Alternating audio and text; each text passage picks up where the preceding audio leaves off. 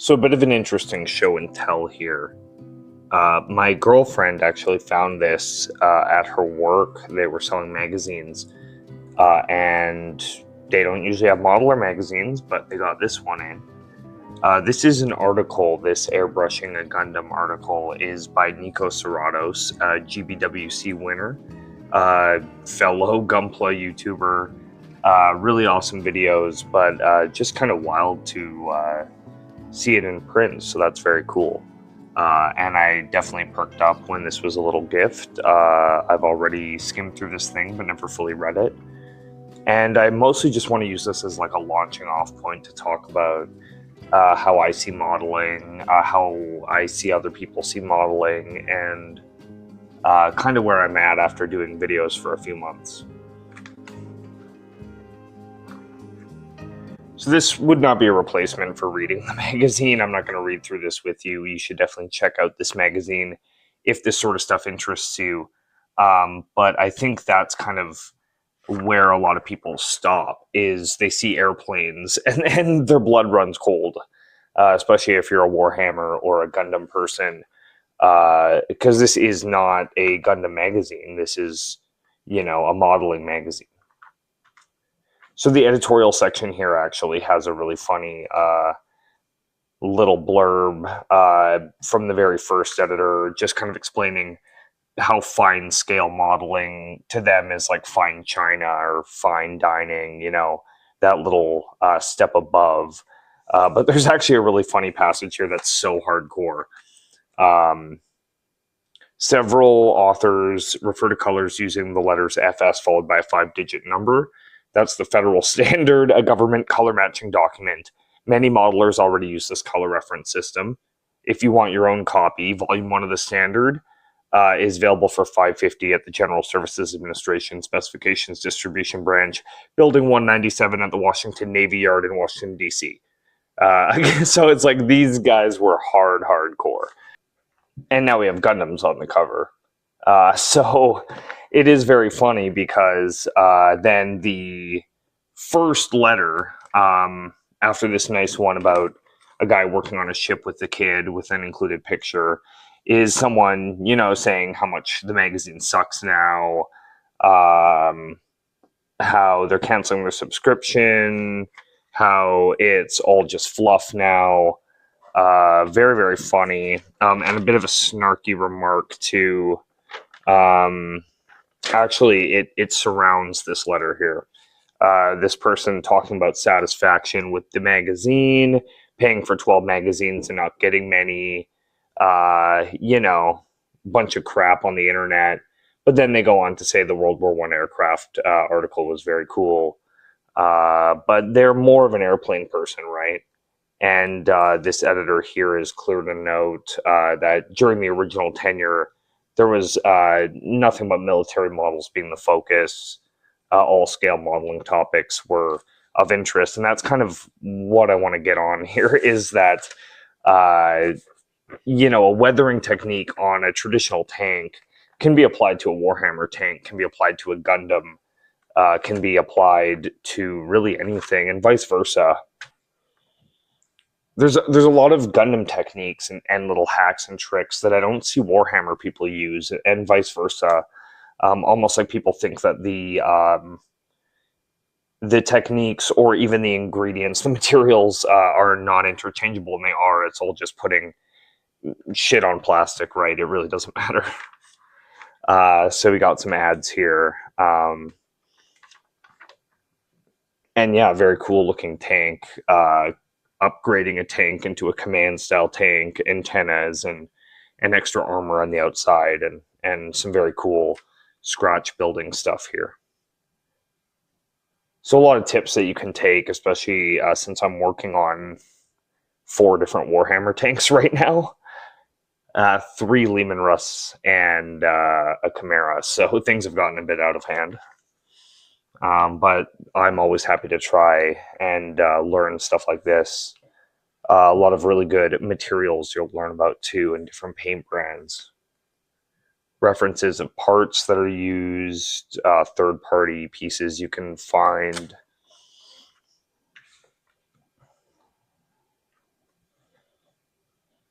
and a shadow box depicting a episode of Star Trek where they go back in time and get attacked by the U.S. Air Force.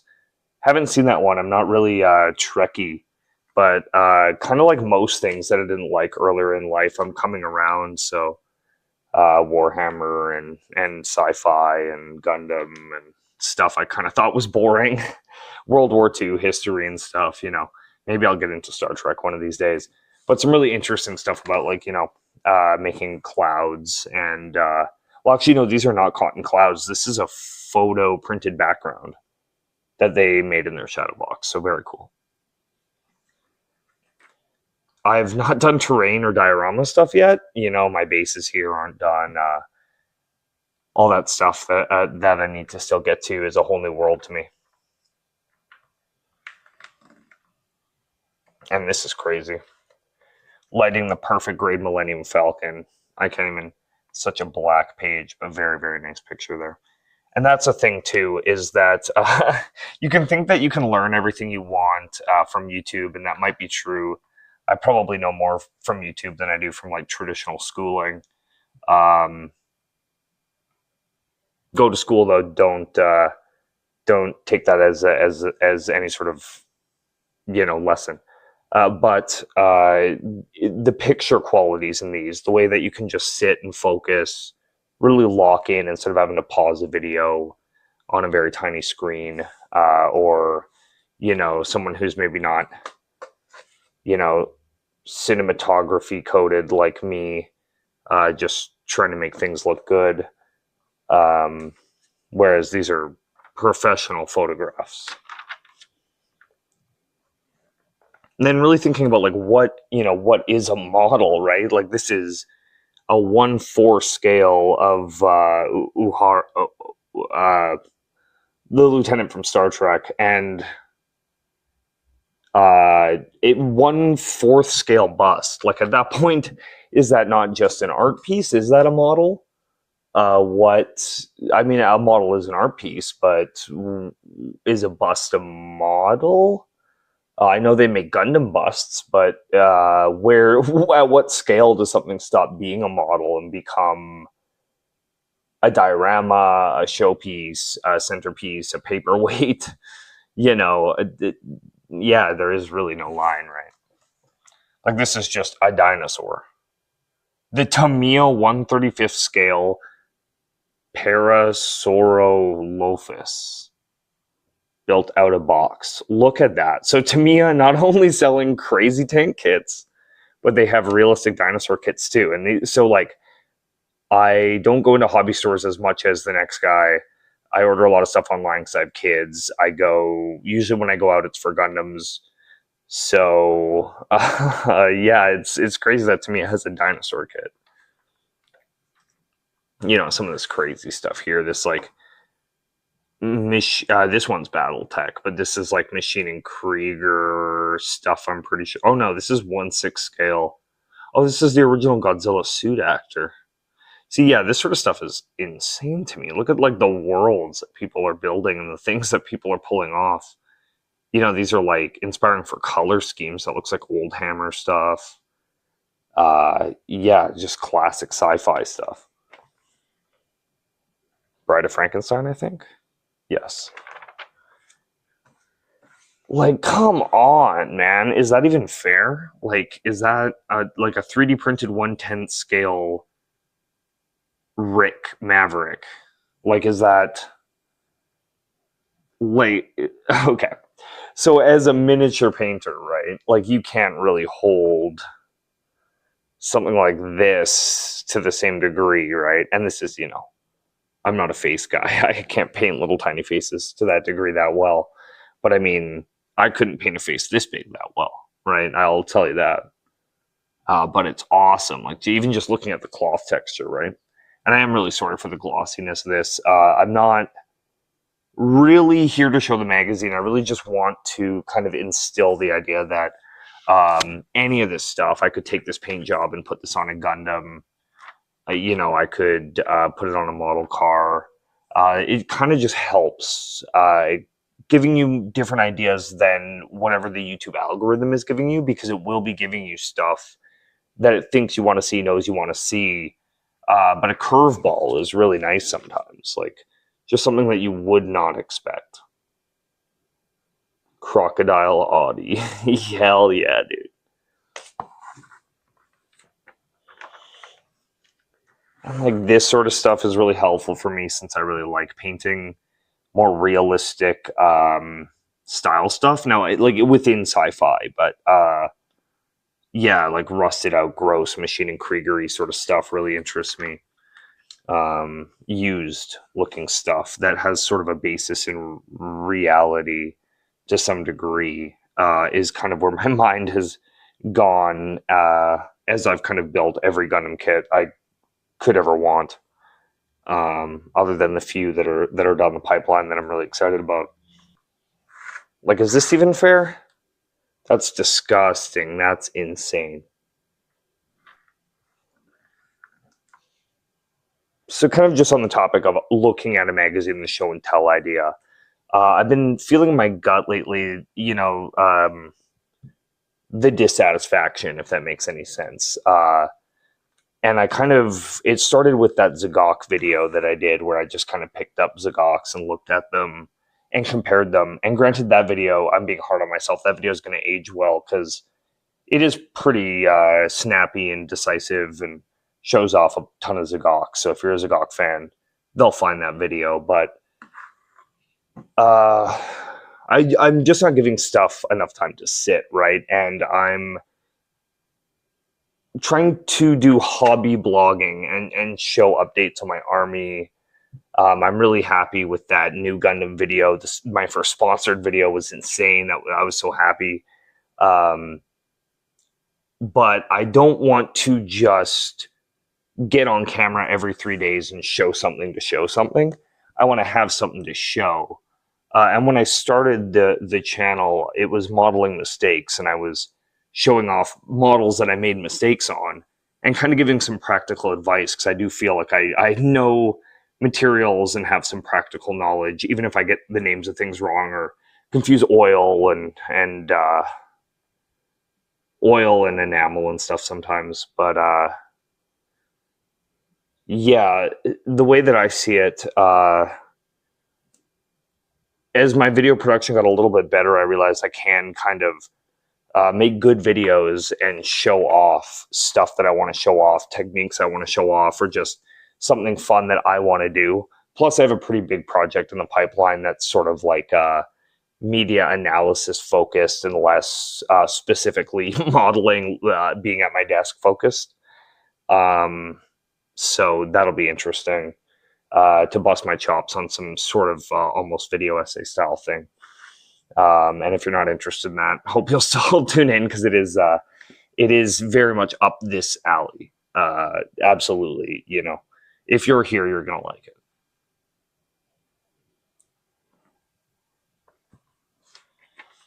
Now, wheels are very helpful. I need to watch my friend John Bias's wheel painting video, because I have a lot of wheels to paint on my various Warhammer stuff. But yeah, I was actually talking with John about this magazine, and this magazine has a long storied history. This has been around for 40-something years, and people have always been complaining about this magazine.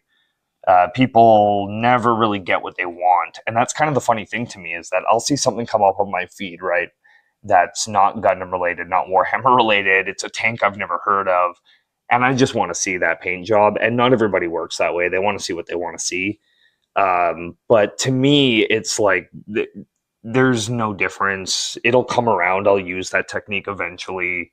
It'll come back to me in a fever dream or something when I'm working on a project. And I want to try something new, and I'll, think about it again. And a book like this is like, now I can basically, assign myself, I am going to try something in one of these articles, and then that basically gives me something new to try for a project without me having to fish in my brain or wait for the YouTube algorithm to chuck something at me that I haven't tried yet. And, that's pretty exciting to me, stuff like this. I think it's really important to look anywhere you can for alternative information, ideas, techniques, So we got some cool scribing stuff here. Nico Serratos, great gunpla YouTuber, great stuff there. But like, this is the ticket. Like, I want to get into terrain. I want to get into more diorama stuff, and like, not just pre-built crap. And like, this is like so cool to me, because I'm gonna flip this page and look at this. Like, holy crap. That's what it's all about right there. I know there's a lot of impressive stuff in this article, so, or in this magazine, but yeah, I mean, I would assume if you're not a Gundam person, that still looks really cool to you, right?